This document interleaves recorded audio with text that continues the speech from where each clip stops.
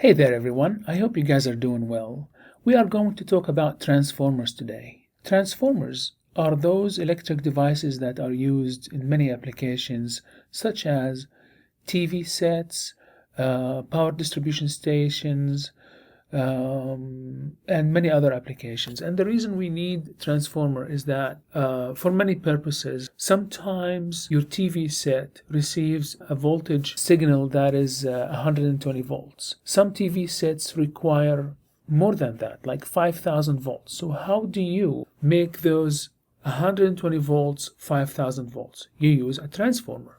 Or, for example, you have a huge power station that produces electricity like a dam, and you take this energy out of the dam, the electric energy out of the dam. Usually you take it in two forms that complete each other, the current and the voltage signal. So if you have a huge current and you want to transfer it from the dam to the nearby city, transferring this huge current in a wire will produce a lot of heat, and heat is another form of energy. So you are actually wasting energy, electrical energy, and transforming it to unuseful energy of heat before it gets to town. So what you need to do is up or increase its voltage, and when you increase the voltage, current goes down because the power is equal to current times the voltage. Keep the power the same value. So increase the voltage instead of like 5 volts to maybe 100,000 volts.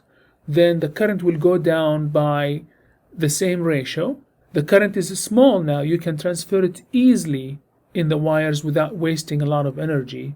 And once it gets to the nearby town, you use a transformer, another transformer that adjusts the current and the voltage in a way can be used by households or industry. So a transformer in an electric circuit looks like something like this. A voltage signal, that is an AC voltage signal, that's very important, comes in.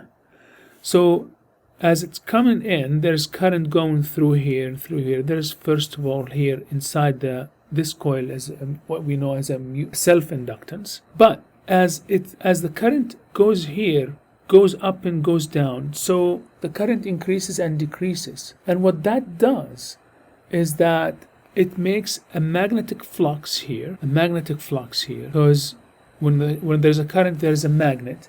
But this current goes up and down because the signal is going up and down. So there is a constant change of this flux or magnetic flux. Now, who feels that change? This coil or this circuit. And this circuit feels the magnetic flux change, and it reacts to it according to Lenz's law, and it creates its own voltage signal that imitates the input signal. So basically, these two parts are totally isolated from each other. So you are actually transferring electrical energy in space, in empty space. So what happens is that if you have a number of coils here, let's say 1, 2, 3, 4, 5, 6. So I'm going to say here 6, n is equal to 6. And here 1, 2, 3, 4, 5, 6, 7, 8, 9, 10. And here n is equal to 10. Okay? So you are increasing the voltage signal by 10 over 6. So it's kind of like a ratio. And that's why this voltage signal looks like bigger than this voltage signal. Now, because you're increasing the voltage signal, we know that the power is equal to I times V. If the voltage signal increases, then the current should decrease with the same exact ratio to keep the power the same. All right? Let's look at this transformer thing in detail and in mathematical way. So the flux here that is happening according to Faraday's law is equal to minus n, then is the number of loops in this area, times the change in the flux divided by the change in time. Okay? I am going to call the part where the signal is coming in P for primary, and the part where the signal is going out S for secondary. All right? So I'm going to call this, since I'm talking about this part of the transformer, this is going to be EP, and the number of the loops in the primary transformer. Now the flux that is made is going to be the same flux that is across to the second part or the secondary part of the transformer. So it's going to be the same. So I'm not going to tag this with a P or S. So now ES here is going to be equal to minus NS, the same change in the flux because it's the same on both sides. And that's it. That's Faraday's law for both of these coils. Now let's divide these two equations together. So if we divide these two equations together, so I'm going to say EP divided by ES is equal to NP over NS and delta phi over delta T divided by delta phi over delta T. So these two cancel each other. So and the minus sign goes away. So we end up with NP divided by NS. And that's the first equation we want to learn. Okay. Now, as you can see, the number of coils on the secondary part is more than the number of the coils in the first part or the primary part. Since that's happening, we call this a step-up transformer. If the number of coils in the secondary part is less than the primary part, we call this a step-down transformer. Okay? A step-up transformer increases the voltage. A step-down transformer decreases the voltage. But remember, the current is always opposite. Okay? So let's take the voltage signal as the reference. If it goes up, then it's a step up. If it goes down, it's a step down. Now, as we mentioned before, the power is equal to I times V, or is equal to I times E. Now, the power transferred from one part to another of the circuit is the same. So the power here is the same as the power here. However, the power in the primary is equal to I primary times E primary, and the power, which is the same as in the secondary, but we should tag it IS ES, because these are what? Different. Now divide these two together. Okay, so I'm going to take this here. So I'm going to divide it and take it here. P over P is equal to 1. So P over P is equal to I primary, E primary divided by I secondary, E secondary. Now P over P is equal to 1. And if IP over IS multiplied by EP over ES. Now take this part here by cross product here, IP, so IP becomes down, and this one here becomes IS. I'm going to rewrite this down. So rewriting this equation here, I'm going to say IS divided by IP is equal to EP divided by ES. Okay, now what do we notice? Notice that IS over IP is equal to EP over ES. Okay, EP over ES and P over NS. Look, here is the same line, PPSS. But when you talk about what? When you talk about current, they are opposite to each other. PS, PS, or SP, PS. Okay, so remember that. Now, can we combine these two equations together? Yes, because EP over ES is equal to this quantity, and EP over ES, the same quantity here, is equal to this one.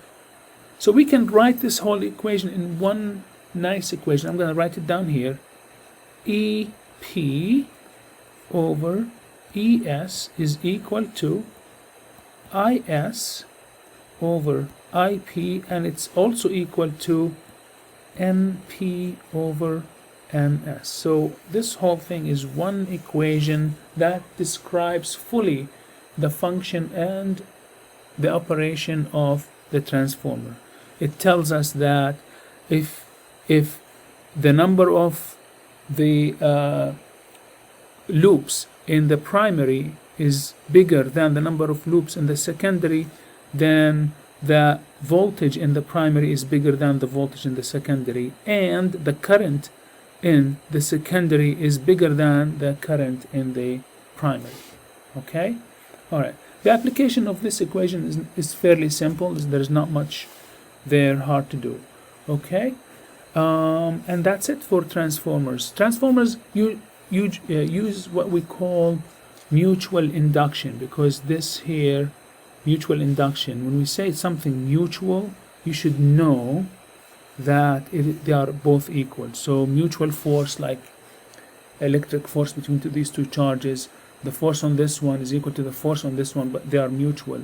The same thing here, when you say mutual induction, which is used by a transformer, that's why this part is equal to this part. Okay, so let's look at this example together. In this example, we have a step-up transformer where the number of loops in the secondary is 1,000 and the number of loops in the primary is 100. Knowing these two quantities, you should be able to determine if it's a step up or a step down, because if n secondary is bigger than np, you should know that this is a step up. If it's the opposite, ns is smaller than np, you should know that it's a step down. So now for this problem, we have a step-up transformer. ns is bigger than np and has an AC signal 10 volts. Find the output voltage. Okay, I remember that ES over EP is equal to NS over NP. Okay, I know here it looks like EP over ES, NP over NS. I reversed the whole thing. It doesn't matter as long as you remember when you are talking about N and E, they are both in the same line. N, AS, NS, EP, NP. Okay? You can flip them over like EP over ES equals NP over NS. That wouldn't change anything. Alright? So let's plug in the number.